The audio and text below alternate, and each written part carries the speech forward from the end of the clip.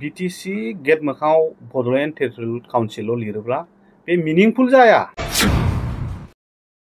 एसेबां गोरों गोरों मानसिफोर दङ, नाम लाजोबनो हायो आङो। गासैबो आंनि आंगोनि बिदाफोर गोजा। एसे कारेक्सन खालामना लानाय मोजां। बेबायदि गोबां गोरोन्थिजों बुंफबनाय जोंनो समाजाव दिनैनि दिनाव बेबायदि गुबुनजों मिनिजानाय खामानि मावनाया मोजां नङा। सेक्रेटारियेटआ थाथारनांगौ, आं बेखौ खावलायबाय। रायजो राजानिसिम आंनि खर' गंग्लायै खुलुमनाय आरो नोंथांमोननि आशीर्बाद लाना आं आरोबाव नोंथांमोनजों माखासे शेयार खालामनो लुबैदों, रायजो राजाफोरजों। आरो जोंथ' जेन'बा रायजो राजा, जों भटल'सो होग्रा, नङा होमबा? जोंहा जिखिनि एसे एनै बुंनो लुबैनायखौ आं बुंबाय, नोंथांमोनहा बुंबाय थानो हागोन। आरो आं मोनसे बाथ्राखौ आसि थुनानैथ' नङा, बाथ्राखौ आं सावरायनो लुबैदों। माने जोंनि BTCनि गेट, नङा होमबा? BTCआव गेट बिराद गिदिर बानायदों सेक्रेटारियेट लांगोनायाव। दा जाहैबाय खोथाया, बेखौ आङो कन्ट्रभार्सि लाबोनो लुबैयाखै। गुबै बाथ्राखौ, नंगौखौ आं एसे बुंनो, नंगौखौ आरो रायजो राजाजों। थारमाने BTC सेक्रेटारियेट जानांगौ बायदि आं नुदों, आरो नंखाथारगौ बियो। मा बड'लेण्ड टेरिटरियेल काउन्सिल लिरनानै दोनबाय। जोङो गावनि मोनखानाय गोहो, 6 सिड्युलनि बे मोनसे अफिस सेक्रेटारियेट आरो लेजिस्लेटिभ एसेम्बलि दं सिङाव। दा जोंहा जेरै आसाम सेक्रेटारियेट दङ, जोंहाबो BTC, आं बुंदों दाखालिबो, जोंनो मडिफाइड 6 सिड्युल होदों, बिराद गोहो, 40 डिपार्टमेन्ट जोंनो होदों। फुल्लि ट्रेन्सफार, बियो आसाम गभर्नमेन्टजों लोब्बा गैया। ओमफ्राय खोथाया जाहैबाय, BTC गेट मोखाङाव बड'लेण्ड टेरिटरियेल काउन्सिल लिरोब्ला बे मिनिंफुल जाया, मिनिंफुल जाया। बेखायनो बेखौ मिनिंफुल खालामनो थाखाय सेक्रेटारियेट सोदोबा जेरावबाबो थानांगोन, उनथिंबाबो थानांगोन, सिगांथिंबाबो थानांगोन, गोजौआवबाबो थानांगोन। बे सेक्रेटारियेटसो, खिन्थु बे सेक्रेटारियेटखौ लिरैयाबो एसे दुखु नाङो आरो। एसेबां गोरों गोरों मानसिफोर दङ, नाम लाजोबनो हायो आङो। गासैबो आंनि आंगोनि बिदाफोर गोजा। एसे कारेक्सन खालामना लानाया मोजां, इन्ट्रस्पेक्सन जानाया मोजां गावनो गाव। बेबायदि गोबां गोरोन्थिजों बुंफबनाय जोंनो समाजाव दिनैनि दिनाव बेबायदि गुबुनजों मिनिजानाय खामानि मावनाया मोजां नङा। सेक्रेटारियेटआ थाथारनांगौ, आं बेखौ खावलायबाय। नोंसोर एसे सालिजारि नाय। आरो बेयावबो माने बिमल मुसाहारियालाय मा रोंगौ, मानो बुंलाबायलायखो बेखौ, मालाय BTC लिरखाथारबाय, सेक्रेटारियेटखौलाय मानो नांलायगौ, मानो नांगौ बेखौबो सालिजारि खालाम। आं नोंथांमोनखौ खावलायदोंसो, नोंथांमोननो आं साजेसन होआखै, अननानै निमाहा हो। साजेसन साननो नाङा, आं खावलायदों, आंहाबो मोन्थाय दङ। खारन बेवहाय रोजा रोजा बर' सुबुं, जोंनि आंगोनि बर' फिसाफोरनि जिउ बावलांनायनि मोनसे फिथाइ महरै, नेरसोन महरै मोनदों नालाय, बे नेरसोनखौ मोजां भाबैनो बाहायनांगौ। बड'लेण्ड सेक्रेटारियेट जानांगौ बियो, BTC सेक्रेटारियेट जानांगौ बियो। आरो BTR लिरनो, BTADनि कनसेप्टआ जाहैबाय, जोंनिया more than 1 डिस्ट्रिक्ट, 4 डिस्ट्रिक्टजोंसो जोंना BTC नालाय। दा बेखायनो बेहा मोनसे नाम नांगौ जादों, नाम नांगौ जादों। जेरै बेवहाय गोबां भारतनि संबिधान, नङा होमबा? गोबां क्लज दं, बेहा माबा मोनसे नाम नांगौ जादों। बै समाव ब्रिटिश, जेन'बा आरो अनेक गावबागाव देशआ गावबागाव मोनसे कनस्टिटिउसन थायो, होमबा थाया होमबा? दि कनस्टिटिउसन अफ इन्डिया, जोंहा भारतहा दङ। नोंसोराबो मोनसे 6 सिड्युल दङ, बेनि सिङाव, नङा होमबा? दा जोंहा BTC सेक्रेटारियेट, जोंहा अफिस दङ। दा बड'लेण्ड टेरिटरियेल काउन्सिलाबो गासिबोथ' 4 डिस्ट्रिक्टआनो बड'लेण्ड टेरिटरियेल काउन्सिल, नङा होमबा? नोंनि न'आव लिरबाबो जों बड'लेण्ड टेरिटरियेल काउन्सिलखौ लिरनानै लानो हायो। खिन्थु बे मा एक्जेक्टलि लकेसना, मा भेनुआ, मा बुस्थु बेलाय? बड'लेण्ड टेरिटरियेल काउन्सिल मा बुस्थु बेलाय? अफिस जाखो ना माबा मोनसे जाखो, BCDC जाखो? जोंहा बे केपिटेल, BTCनि केपिटेल, आरो बियो BTCनि क'क्राझाराव थानाय केपिटेलाव थानाय गंसे सेक्रेटारियेट अफिस बियो। बेखायनो बे सेक्रेटारियेट जाथारनांगौ। आं बेखौहाय आंनिफ्राय खावलायबाय, आंनिफ्राय साजेसन नङा। आरो रायजो राजाजों आं नंगौना नङा, नोंथांमोना बेखौ सालिजारि नाय, बेखिनि।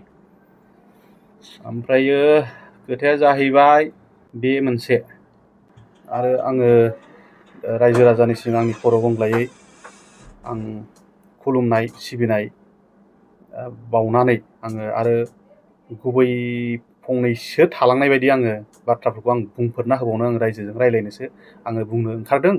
रायजो राजाफ्रा जाहाथे नोंथांमोनाबो शेयार खालामलायनो हागोन, आंबो शेयार खालामनो नाजागोन आरो उननि समफ्रावबो नोंथांमोना सोंनोबो हागोन, आंनाव सोंनाय फिननाय लानो हागोन। आंहा जेबो माने गावखौनो गाव बानाय बा मेंनाय गैया। आङो ओरैबायदियाव बुंनो लुबैदों, जोंहाथ' 40 डिपार्टमेन्टनि बिटिसि जोंहा ट्रेन्सफार साबजेक्ट जेरैहाय स्टेट बायदि दंना, बे स्टेट साबजेक्टआ जों सालायगासिनो। Even relief rehabilitation department, forest department गासिबोथ' फाइनान्सियेल इनभल्भमेन्टआनो दङ। नट अनलि रिलिफ रिहेबिलिटेसनखौथ' जोंनो इन्डियान कनस्टिटिउसनावनो होखादों, बेखौहाय खिन्थु आसाम गभर्नमेन्टआ होआखै। दा बेखौ दोनथ'बाय। दा गुबै बाथ्राया जाहैबाय जोंनि बाजेट प्रभिजनआ मा रोखोमनि, बिटिसि बाजेट प्रभिजनआ जोंना बाजेट हिसाबै जोङो एसअपिडि, बेसिकेलि जोंनि मेइन माबाया जाहैबाय एसअपिडिजों जोंनो हरो, थाखा हरो। बे जोंनि मोनखानांगौ जोंनि फैसाखौसो हरो आरो बुंनो थाङोबा सेन्टारनिफ्राय बे बुस्थुआ स्टेटनि जानानै हाबो। बे बाथ्राया गुबै बाथ्राया बे। आङो बेवहाय बुंनो लुबैदों जोंनि बिटिसि 4 जिल्ला, दानि दिनाव 4 जिल्ला, 4 जिल्लायाव जों बेसेबां रां मोनो, 700 सामथिं बा 800 सामथिं मोननाय जायो ना होमबा। दा 800 क्र'र। खिन्थु आङो नैबे बाथ्राखौ आङो जाहाथे आंखौ गोरोन्थि दासान, 700-800 क्र'र बे थाखायाथ' बिराद बुरजा नुनायावथ'। नाथाय मालाय गुबुन आसामनि माखासे गिदिर कन्ट्रेक्टरफोरनि थाखाय, बिजनेसमेन, इन्डास्ट्रियेलिस्ट आसामावबो दङ। आपार आसामाव थांबा नुगोन सासेयानो बिनि बांसिन थाखानि मालिक दं आरो लासिंसिं आरो जोङो 800 क्र'रनि थाखाय जोङो गावजों गाव ओरैबायदि नाख्रेबलायो, ओरैबायदि सुसिलायो ना होमबा। जोंहा फाला बदल जोंनि जिखिनि मोनखानांगौ बे थाखा, जोंनिसो थाखा बियो, बेखौनो जोंखौ आसामनिफ्राय कन्ट्रल खालामनो नाजाबाय थायो। आंनाव रिपर्ट दं माखासे, जाहाथे बेखौबो नोंथांमोना दानि प्रेजेन्ट गभर्नमेन्टआ मोजां इउटिलाइज खालामो नङा होमबा। मोजां इउटिलाइज खालामनानै गोहोखौ गोरा हिसाबै दाद गोसो लानानै माव, फरवार्ड जा, माबानांगौ गैया। खिन्थु आं बुंनो नागिरदों जोंनो सम माने गुवाहाटि बायदियाव गिदिर ब्रिज बानायगासिनो दङ, फ्लाइअभार बानायगासिनो दङ। फ्लाइअभार गंनैसो, अबेबा बायदिया गंसे खावसे, अबेबा बायदिया गंसे ना होमबा। 400 प्लासनि 500 प्लास क्र'रनि ब्रिज बानायगासिनो दङ। जोंनो बिटिसिआव मा हरदों? दिनैबो बड'लेण्ड इउनिभार्सिटिनि अबस्थाया मा? फुल फ्लेजेड जायाखै। अनेक डिपार्टमेन्ट नांबावगौ जोंनो, डिसेबोलनि थाखाय नांबावगौ जोंनो ना होमबा। डिपार्टमेन्ट दङना गैया? गैयामोन आं थांनाय समाव, बै समाव आं बेरायहैनाय समाव। दा अनेक मोजां डिपार्टमेन्ट नांगौ ना होमबा। बेफोरबायदि आरो दा बुंनाया गैया जाहैबाय जोंहा लासिंसिं माबा बिलखौबो सिगांनि गभर्नमेन्टनो होआनो ना होमबा। सिगांनि गभर्नमेन्टनि कन्ट्रेक्टरफोरनो होआ, सिगांनि गभर्नमेन्टनि कन्ट्रेक्टरफोरनो होयि बेफोर बोरै फैनांगौ जाखो? लायबिलिटियाथ' नोंसोरसो, थाखाखौथ' नोंसोरसो बाहायहोदों थिकादारफोरनो, एडमिनिस्ट्रेटिभ एप्रुभेल होनानै, टेकनिकेल सेंसन होनानै, वार्क अर्डार होदों बिथांमोननो खामानि माव होननानै। बिलखौथ' नोंसिनिसो लायबिलिटिया। अलरेडि गभर्नमेन्टआसो दाहार जानानै दङ थिकादारफोरनिफ्राय।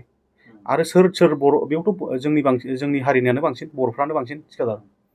दा बै थिकादारफोरनि अबस्था, सम आंनाव फन हरो, सार मा खालामबावनो, माने ओरैबायदि बेमार आजार जाबाय, सोरबा बैसोजों लोगोसे बेमार आजाराबो जाखायो, नोंबाबो सोरबाबो जानो हागौ बैसोजों लोगोसे। होमब्ला बै समाव बिल मोनैनि थाखायनो गावनि देहा, गावनि न'खर संसार खुंनायाव गोबां जेंना। आरो ओरैबायदिबो आङो नुनो मोनदों आरो जायफ्रा माने फिसाय गोमाजादों, बै बिसिनो डाइरेक्टथ' फैसा हरनायनि बिदि स्किम थाया गभर्नमेन्टआ।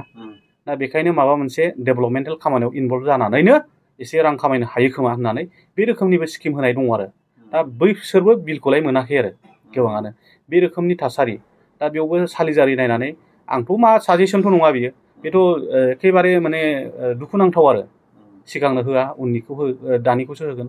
रानलायनानै माबा मोनसेथ' मिमांसानि गेजेरजों जों हारिजों हारि खौसेथिनि खोथाथ' फैनांगौ।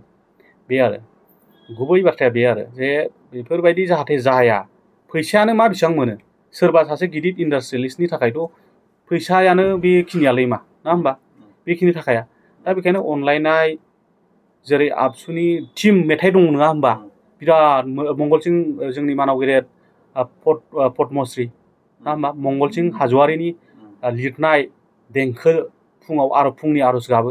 बेफोरबायदि आर'ज गाबनायल'जोंथ' गाबनाय बायदिनो जोंनि गोसोआवबो बे रोखोमनि आर'जआ गोसो सिङाव थाबाय थानांगोन, अन्तरात्मायाव थाबाय थानांगोन आरो। होमबासो जोंनि हारिनि गेजेराव मुगैलायनाय, गेदेरफोरखौ एखेबारे मान होनो बानाय, बेफोरखौ जों ज्राब गारनांगोन, मान होलायनांगोन। मानाव गेदेर जोंनि बारग' गभर्नर रन्जित शेखर मुसाहारि नंखाय बाखायफ्रानो क्रिटिसिजम खालामो इलेक्सन गेलेदों मा गेलेदों, बिसोरनि अबदाना बेसेबां लेभेलनि हारियावबो गासैयावबो जोंनो मान मर्यादा सन्मान जातियाव गोग्गानाय लाबोयो। नोंसोरबो लाबोनो नाजा, बिसोरबायदि गोग्गानाय जातियाव लाबोनो हागोन नामा? हरिशंकर ब्रह्ममोननि बायदि गोग्गानाय लाबोनो हागोन नामा? जातियाव बिसोर भारतनिनो सम्पद, भारतनि सम्पद, बिसोरो भारतनि सम्पद माने बर' हारिनि सम्पद। बे आरो बे बुस्थुखौ जोङो नोजोर बोनानै जातिनि खाथिराव, हारिनि खाथिराव, मुंख्लंफोरनि खाथिराव जोङो अनसायलायनाय, सिबिलायनाय, गावजों गाव अनलायनाय, बेखौ जोङो माब्लाबाबो राजनैतिक भाबै खैसाराव गोलैनानै जोंखौ दुरबल दा खालामथों, आं बेखौ इसोरनि खाथियाव आर'ज गाबबाय। जै बर' हारिनि।